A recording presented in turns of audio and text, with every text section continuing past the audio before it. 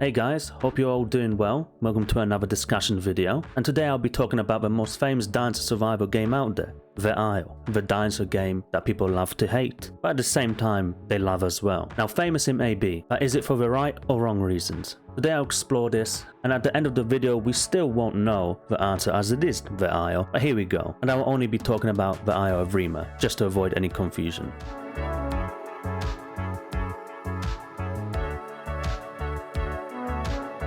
Real quick, remember that I love to read your comments, ideas and even criticisms, but just don't be a penis about it, because these are just my opinions and opinions that I've kind of gathered from the community over time. Alright, I think depending on the way you look at the Isle as a game really depends on how you feel about the game. And what I mean by this is, if you enjoy PvP then Rima is probably pretty good for you, at least right now. If you enjoy survival then it's definitely needing a lot of work. If you like realism, well then I guess it's kinda well with its own twists and interpretations. That is some way to make it feel and look realistic, but to some it may even be dumb. And this game tries to be all three, but it's currently dominating with PvP, and I don't really ever see this going away. Not that PvP is a bad thing, but too much of it being focused on makes the game feel wrong. Like you have Omni players who feel they should be able to one-on-one everything, or it's OP. Now of course I'm not saying that's every Omni player, I'm just saying I have mainly met Omni players that are like that. Omni still being one of the most popular dinos out there. And why I feel this isn't going away is because of a slow development that is The Isle. Since 2020 on its release, it's been real slow. Some years were definitely better than others, like 2023 was great, but 2024 was kinda dark for The Isle. And I'll get into what I said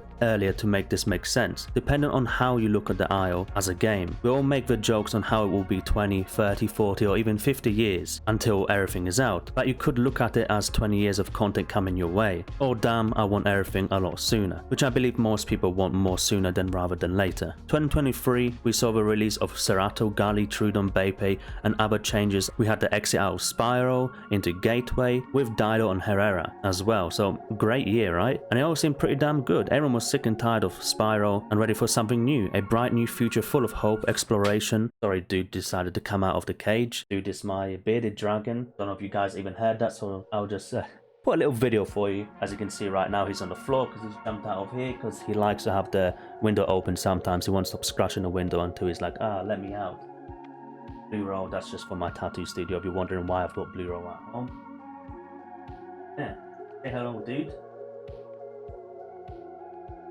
He's indeed becoming a big boy now. But anyway, we're getting off track here. Let's carry on with this, shall we? So, it all seemed pretty damn good. The future full of hope, exploration, and death. That's what was coming with Gateway. But as great as 2023 was, there was a lot of emphasis on death. The horrible stamp changes that absolutely destroyed most of the player base. A map so big it felt empty unless you were at a hotspot, which was generally, at that time, probably mainly, I think it's northeast or northwest, I always forget. The one with the volcano, those areas, that was the first hotspot of Gateway. Then Highlands kind of started creeping in too. There was also East Plains, I guess. But pretty much all concentrating around one area of the map, right? Unfortunately, there was also more bugs than a hot summer's day, terrible FPS and ping, and the list could go on. Then 2024 came. We got Diablo and Maya, confirmation of Aloe to be real close in the Isle terms of course, and a rework on night vision, which to be honest was a massive win. GG to the dev team for that one. And because of all these issues, Spiral was starting to look really good again, even though it also had its issues, but to most people those issues didn't seem too big anymore. But, and I do mean but, we are now in 2025, and I have to say that we are on the route to having the best year in the Isle has ever had. This is if the devs pull through, of course. Unfortunately, I thought 2024 was going to be the year to beat, and instead it beat me off. We also had the rise of more great community servers though, and global chat and server customizations, so as optimistic as I am, I won't hold my breath for 2025. If what has been said will come, then this year will be the year to beat. I mean, Apexes will finally roam with Rima, that means T-Rex and Trike. The line of the Isle returns home, Allosaurus. A new smallish semi-aquatic seems to be on the horizon, that being Ostroraptor, and if we are very lucky, Kentro, and more work done to humans, regardless if that's a win for you or not. Which will then bring us into a new roadmap at the end of 2025 or the start of 2026. To be realistic, it's probably going to be 2026. So these are all great things, you know? I mean, we're going to have not only Apexes, but the king of Apexes, on the herbivore side and carnivore side. Now, of course, if you've been watching the Isle for some time, you know know that that was already meant to happen at the end of 2023. Rex was kind of due to come out then somehow the whole of 2024 has gone and still no Rex. Now of course I voiced my opinions in many videos about Apexes and what I think should come before them, so I'm not going to get into all of that right now, but still what they said didn't happen. This is why I say don't hold your breath for 2025, even though it does seem to be like it's going to be the year to beat. And this is what I mean by love and hate with this game, that there's a lot of things to love for sure, but at the same time there's just so much evidence to show that it's just never really gonna go somewhere. It also depends where you stand on your opinions, of course. Some people will heavily disagree with what I'm saying, some will agree, but anyway, we seem to be pulling back from the aisle more and more as a community, and I can't blame anyone.